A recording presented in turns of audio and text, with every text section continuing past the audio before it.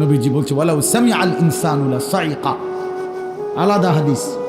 নবীজি বলছে যদি মানুষ শুনতো একবার, খোদার কসম নবীজি বলছে যদি মানুষ জীবনে একবার লাশের চিৎকার শুনতো লাসাইকা, পৃথিবীবাসী বেহুশ হয়ে যায়। নবীজি বলছেন যদি লাশের চিৎকার কোনো মানুষ শুনতো জীবনে, তো কোনো মানুষ আর লাশের দাফন করতো না, কেউ কোনোদিন লাশের খাটিয়া কান্দে নিত না, কোনোদিন আর কারো জানাজাই পড়তো না। যে যা, যদি চিৎকার মারে, যদি নাফরমানের চিৎকার মারে। নবীজি বলেছেন আল্লাহ দয়া করে তোমাদের সামনে ওই আওয়াজ শুনতে দেয় না, এটা আল্লাহর ফয়সালা, আল্লাহর ফয়সালা। হ্যাঁ বন্ধু, একটা সামান্য হয়তো এমনি খেলনার মতো একটা কিছু বানাইয়া দেখাইছে, কিন্তু সে তো জানাজার নামাজ পড়ছে, বাচ্চারা বুঝাইছে এমন এক চূড়ান্ত পরিণতি আমাদের হবে একদিন। এই পৃথিবীর তোমার হাতে সময় নাই, আমার হাতেও সময় নাই। এই ব্যস্ততম ব্যস্ত অটো ড্রাইভারেরও নামাজের সময় নাই। কারণ কি? ব্যস্ত। সিএনজি ড্রাইভারেরও নামাজের টাইম নাই। সমস্যা কি? ব্যস্ত। সামান্য চা বিক্রি করে চা দোকানদারের সময় নাই। আমার বোনরা, মা বোনরা দুপুরবেলার রান্না বান্নার কয়েকটা আইটেম শেষ করতে করতে জোহরের নামাজের টাইম নাই। বাচ্চা গোসল করাইছে, নিজে গোসল করছে, রান্না বান্না করছে, এটুকুর কারণে জোহরের ওয়াক্ত শেষ। এরপরে যুবক তোমরা মোবাইল টিপতে টিপতে, বন্ধুদের আড্ডা দিতে দিতে নামাজের ওয়াক্ত শেষ। আল্লাহর কসম এই ব্যস্ততম মানুষ আমাদেরকে মৃত্যু একদিন থামায় দিবে, একদিন সত্যি সত্যি থামায় দিবে। সেদিনও পৃথিবীতে সূর্য উঠবে, চাঁদ উঠবে, সেদিনও পৃথিবীর সব গাড়ি ঘোড়া, পৃথিবীর সব কিছু দোকানপাট খুলবে। সেদিন শুধু তুমি থাকবা না, হাত আর নড়বে না, পা আর নড়বে না, চোখ আর মেলবে না, কান আর শুনবে না, কারো চিৎকার আর আহাজারি সেদিন আর তোমার কানে পৌঁছবে না। হ্যাঁ বন্ধু, তুমি যেদিন মরে যাবা সেদিনও পৃথিবীর ব্যস্ততা থাকবে, তুমি থাকতাম, আমি থাকব। পৃথিবী বড় স্বার্থপর।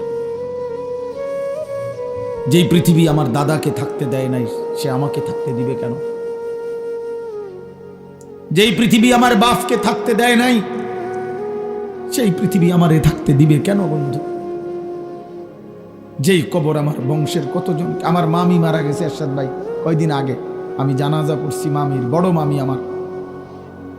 তো আমার এই মামি, আমার মনে আছে ছোটবেলায় আমারে সিমের দানা খুল্লা খুল্লা মুঠ করে করে মামি আমারে দিত। আমি সিমের দানা খাইতাম, পছন্দ করতাম। বাগিনা আমি সিমের দানাটা খুলে দিত মামি, অর্থাৎ আদর কইরা এরকম মুঠ করে খুল্লা খুল্লা রেডি কইরা আমারে দিত।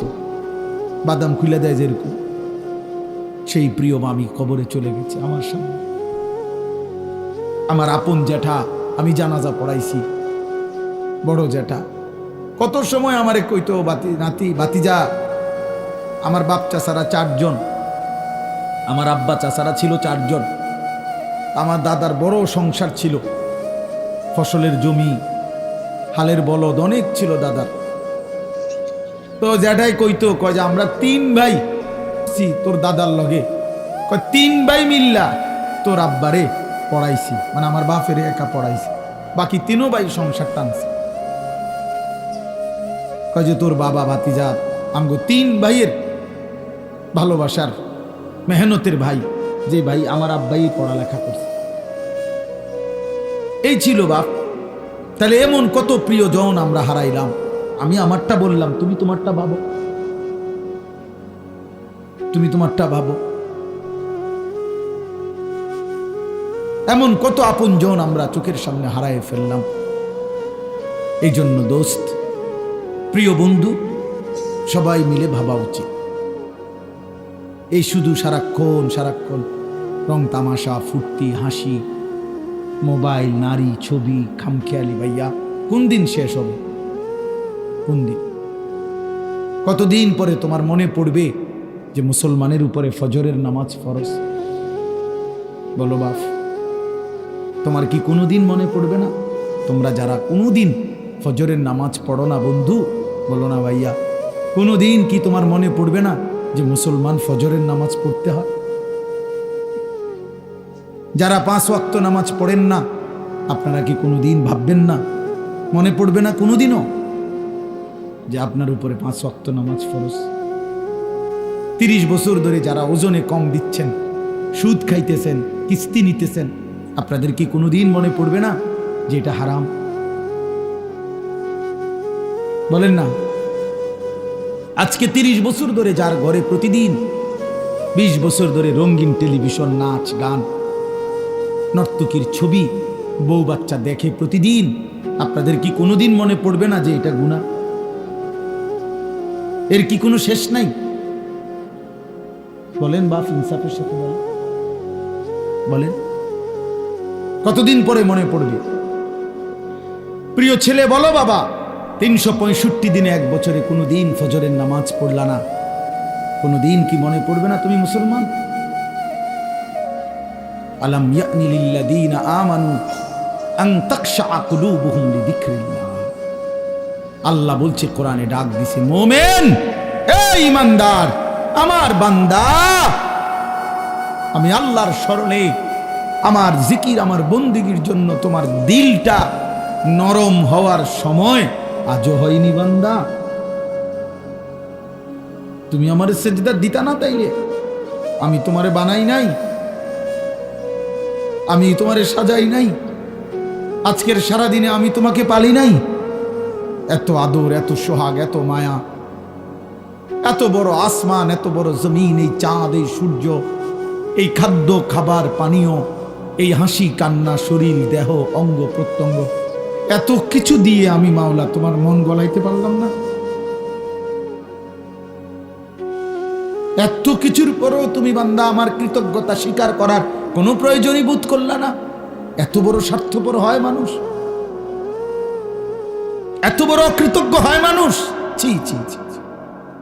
এই জন্য আমি সবসময় বলি, বেনামাজি এটা কোনো মানুষের বাচ্চা না,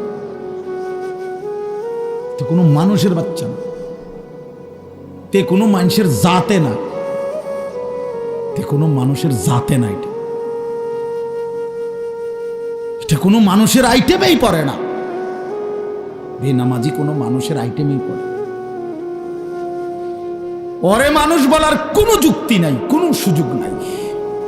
আল্লাহ কোরআনে বলছে, বলি এবার কোরআন থেকে শুনেন। আল্লাহ কোরআনে বলছে, সূরা আরাফের মধ্যে আছে, ফাআতবাআহু শাইতান, 1 শয়তান যার পিছে লাগছে, 2 আখলাদা ইলাল আরদ, দুনিয়াটাকেই যে স্থায়ী মনে করছে, 3 ওয়াত্তাবাআ হাওয়াহু, নিজের মনের ইচ্ছা মতো যে চলে, নিজের মনে যা চায়, আল্লাহর বিধান, নবীর বিধান বলতে কিচ্ছু নাই। খোদার কসম, ছেলেরা, বাবারা, সবাই শুনেন, আমিও বলি, আপনিও শুনেন, আমির জন্য, আপনার জন্য। আল্লাহ বলছেন, এই 3টা অভ্যাস, 1 শয়তান যার পিছে লাগছে, শয়তান যার সঙ্গী হইছে, 2 জীবনটাকে, দুনিয়াটাকে আখলাদা, খুলুদ, স্থায়ী মনে করছে, এবং ওয়াত্তাবাআ হাওয়াহু, মনের চাহিদার অনুসরণ করেছে। ফামাসালুহু কামাসালিল কালব, কোরআন শরীফের আয়াত কিনা? আল্লাহ নিজে বলে, ওই ব্যক্তির উদাহরণ কুত্তার মতো, কুত্তার মতো, কুত্তার মতো, কুত্তার মতো। ওইটা কুত্তার মতো, কুত্তার মতো, কুত্তার মতো। আল্লাহ কোরআনে বলছে। কালব অর্থ কি বলো? ফামাসালুহু কামাসালিল কালব, ওইটা কুত্তার মতো।